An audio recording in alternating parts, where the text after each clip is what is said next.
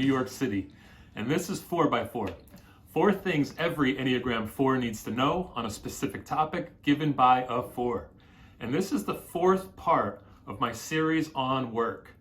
And we are going to talk about madness today and genius. I'm a little mad. Not at you, just up here.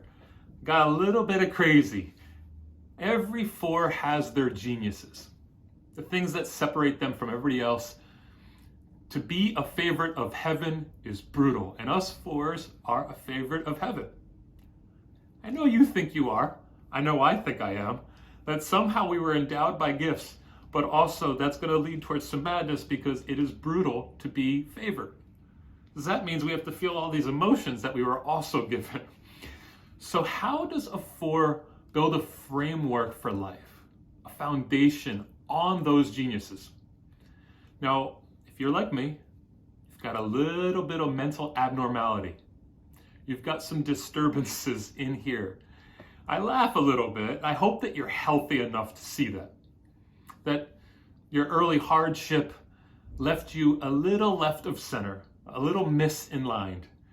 And so we have these intelligences that come from that root, that come from not only the core of our envy, our passion, and our subtype, but also just the nature of the 4-ness that we are, that we're a little weird. One of the best compliments I ever got from my colleague Cliff was that I do weird well. I still think that is probably top 5 compliments I've ever gotten in my life, because I am weird.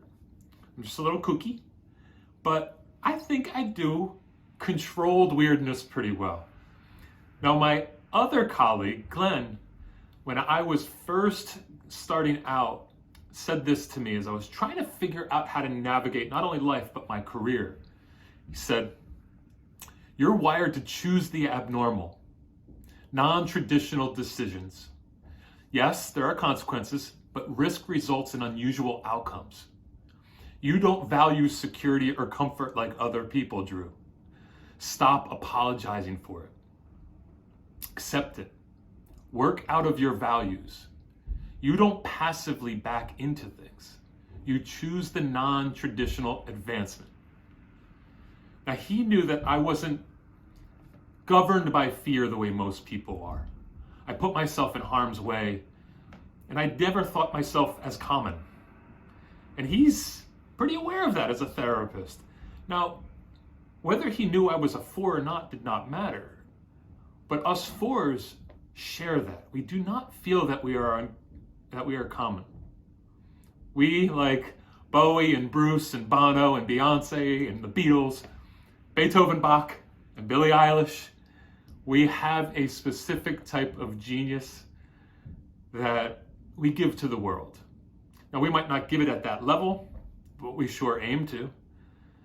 Let me give you this moment in Comedians in Cars Eating Coffee. So it's Jerry Seinfeld and Tracy Morgan, and they're talking about Richard Pryor. Now, Richard Pryor had a crazy background, and so Tracy says, "How do you go from being born in a brothel, mother's a prostitute, father's a pimp, grandmother's a madame," that's how he said it, madame, "how do you overcome that to become one of the funniest motherfuckers who ever did it?" And Jerry looks at him and says, "I think all those are advantages." Salvation comes in self-acceptance. When we individuate, even if our story is funky, and maybe because our story is funky, we've got a unique way of looking at the world, and us 4s know that so well. We have dark passengers, just like Richard Pryor. You cannot go through that kind of history. Mother a prostitute, father a pimp, grandmother a madam, growing up in a brothel, and not have dark passengers. But that's what made his comedy amazing. So what are your dark passengers? What makes you a genius? I spent an hour one time talking about Kanye's genius. 3 of us were in the conversation. We were all 4s. One thought he was a genius. One wanted the definition of a genius. And I just wanted the conversation to stop because I don't really care about Kanye West. But we're all trying to figure out what makes people different. So Answer that question for yourself. And I'm going to challenge you to find 4 ways. And I'm going to go into the 4 that I think are ways that you can uniquely look at your own genius and your personal madness. All right, let's get into number 1. Now remember that the Enneagram teaches us that our sins, and even the sins of our parents, like in Richard Pryor's story, are usable. That some of our darkest stuff is actually our most usable things to do work with, to be purposeful with. Now, if you are like me, you want to be a super individual. As Martin Luther said, the devil cannot bear singing. And the 4 wants to sing to the world, this is who I am. Even you self-preservers, I think you still want to sing out loud and let people see what kind of personal genius you have. You might be more discreet about it or covert about it, but you show, and you maybe don't tell like the sexual and the social does, but you do. We, all of us, are trying to cultivate our genius, and we are tempted to focus on our weaknesses or focus on the stories of others. Now, if you look at the Enneagram, that circle, we are at the bottom. The 4s and 5s are at the bottom, and there's a big gap between us, bigger than any other gap between numbers. Now, what do you do when you look over that bottom? You see hell. Do you not? We know how to go to hell. I think 5s do too. We are kindred spirits. And many of you have gone through your own personal hells, and maybe you're going through your own personal hell right now. I'm going to challenge you to work through that, of course, to heal from it, but also find the personal madnesses that come from it. So number 1 is finding your personal madness. And I cannot find that for you, but I can help you at least think about it. Rilke said that there is a personal madness, like an inborn design that is invisible until it emerges into transparency of the artist. Let me say it again. That personal madness is like an inborn design that is invisible until it emerges in the transparency of the artist. That pause was not meant to be there. I just fucked up. All right. Think about how your personal madness is revealed in your art or in your work. Robin Williams said, "You only get a spark of madness. If you lose that, you're nothing. It keeps you alive." We have to rely on our weirdnesses, our eccentricities.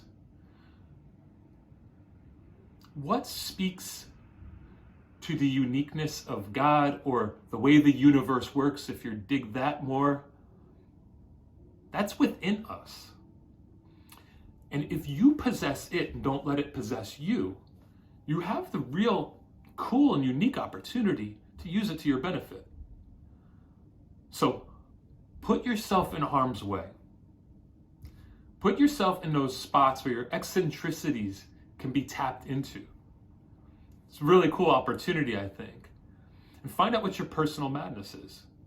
Now, if shame overwhelms you in those moments, try to lean on Eros, that sensual element that we pursue, the beauty that we pursue, to fight off the shame. That's where we develop self. It's where we develop our sexy a bit. Isn't that personal Eros too, that sensuality that we can find that says, fuck you, shame. You will not overwhelm me in this moment. And that's when we can bring forth this uniqueness. So I don't know what yours is. I have a hint of what some of mine are. I shared a little bit before. That I do weird well. That I take a non-traditional path. That I'm pretty active in my pursuit of things. So that's my challenge to you. Let's go to number 2. Now I'm about to turn 43 years old. And when I was 23, I went to therapy for the first time. And I remember it probably was about 3 months in, maybe 4 months in, that I was really struggling with how to define my uniqueness. And my IQ, although I've never taken an IQ test, in my head was probably limited. I never really got amazing grades. I was pretty average to just probably in that B range, C range in high school to D range. Went to summer school quite a few times. And I remember really beating myself up over that. And it never was too far from my mind that I might be limited in that area. My therapist went into his closet and brought out this article, and he said, just take a look at this. And the article was on EQ, or emotional quotient, or what we know as emotional intelligence. This is Daniel Goleman's work, and I've got the book at this point and done the research, but emotional intelligences are those key awarenesses that we have, especially as fours, that make us pretty smart in a certain way. And so I think number 2 is that we have an IQ-EQ synergy. There's a certain type of smarts we have that mixes both brainy stuff and hardy stuff. And we slap it together in a good sandwich, and we put it around some whole wheat bread, and that is the food that we deliver. Now, it's not easily evaluatable. It's hard to reduce our technique in the world to metrics. There's no quantifiable way of looking at who we are. There is no IQ test really for us, because it's the synergy between this emotional intelligence, being aware of people's pain, having sympathy, empathy, communicating well, confronting well. This is part of our genius. And it's hard to see the contours and the shape of it, but people know it when they see it. We can be easy to talk to, easy to share with. We might have a lot of wisdom. So I think we work well with the teachers who provide us shape to this and form to this. And the training ground is life. Like, we have all of life as the training ground. It's pretty awesome. And we get to instill people with the thrill of hope, because we can understand them and communicate, mirror back to them who they are. But what we have to do in that is deaccumulate all the emotional crap inside of us and move towards being active with those emotions in a healthy way. So think about how your IQ and EQ work together. How do they gel? How do they form and play? And utilize that to your benefit. That is one of the four's personal geniuses. So let's move on to number 3. Number 3 is one of my favorites. I think all of us fours are deep down psychobiographers. We're like anteaters, just sniffing around, sticking our snout everywhere, trying to find stories. We want to find stories with great plot twists, highs and lows, and we are bent on understanding the origins of the stories. Where did this person come from? Where are they going? What made them who they are? What is their reason for being? We are originologists. Originology, that's kind of our thing. What's the origin of things?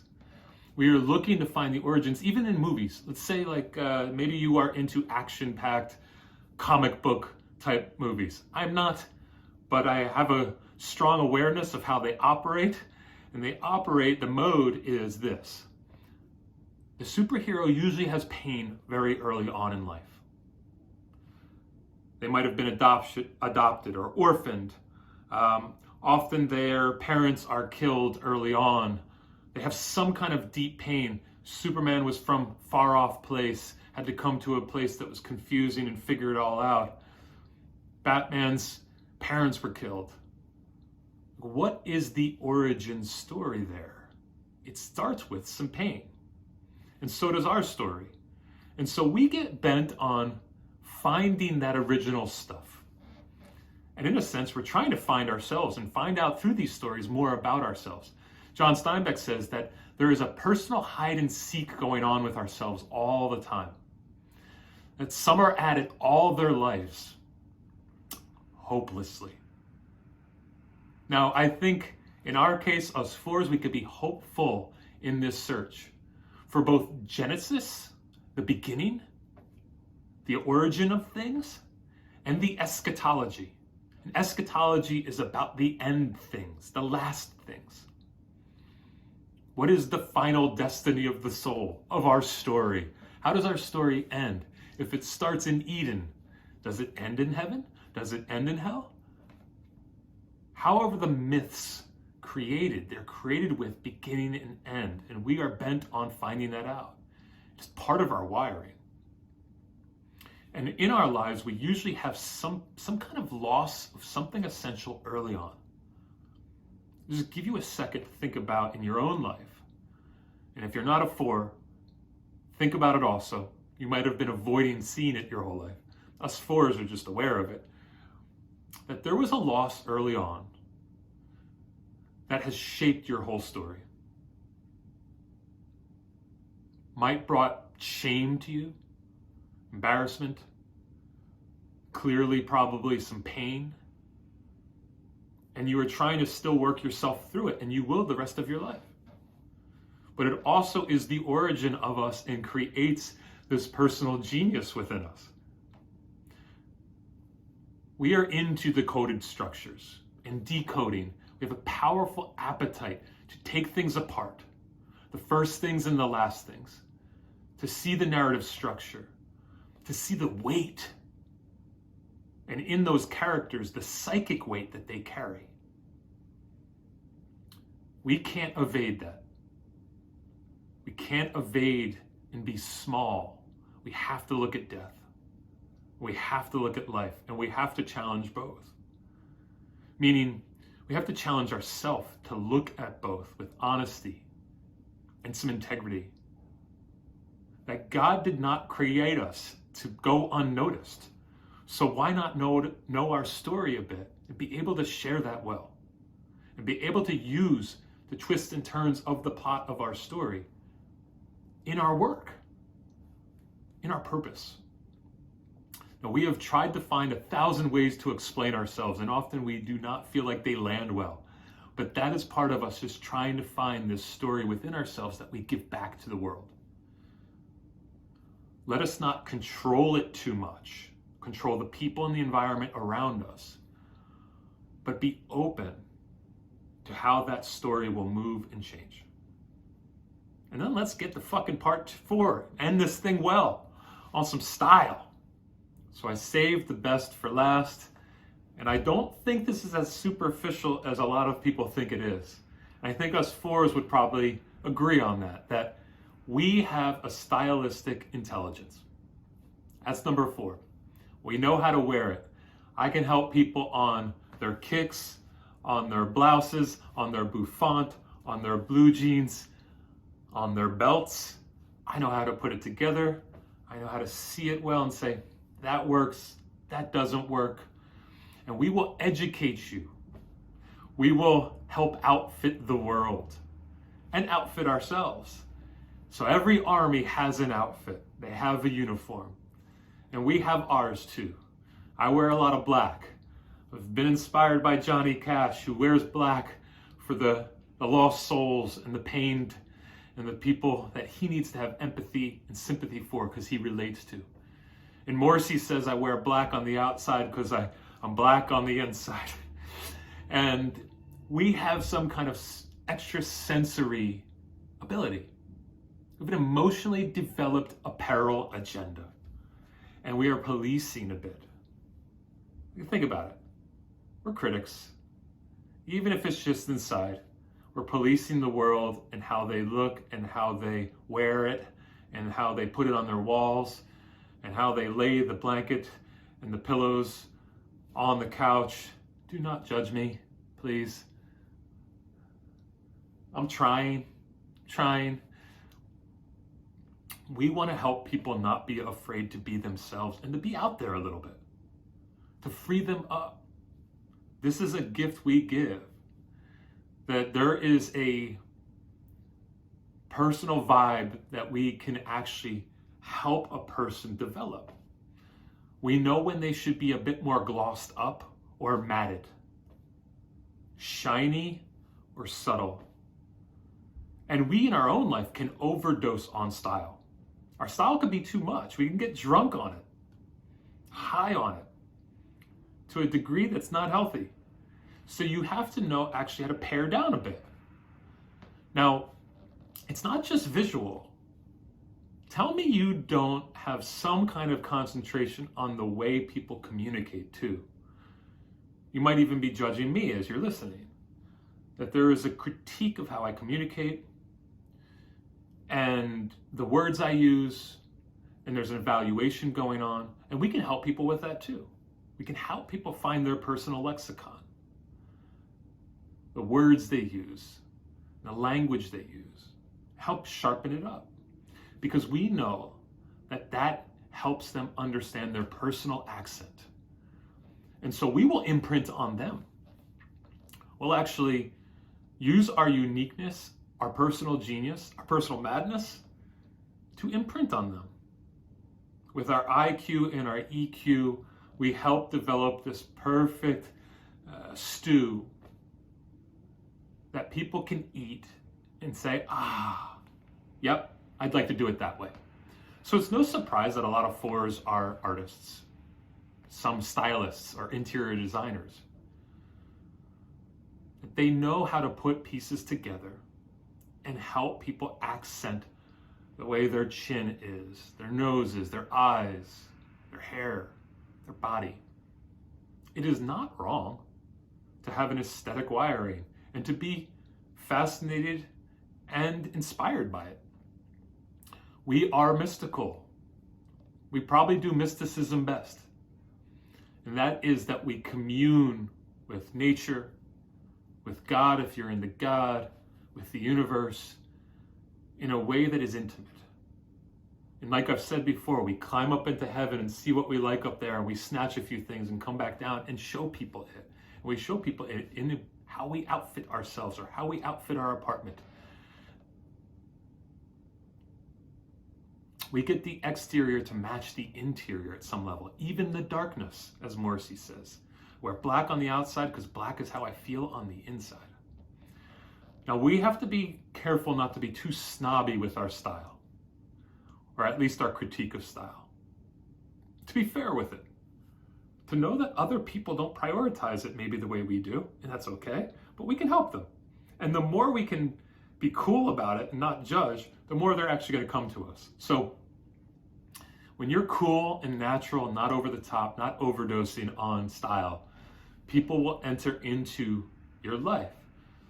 We know how to set the scene, give it dramatic effect, know where the lighting goes, the footlights, the spotlights, know how to light the back of a scene to make sure the things are popping out and the silhouettes are just right.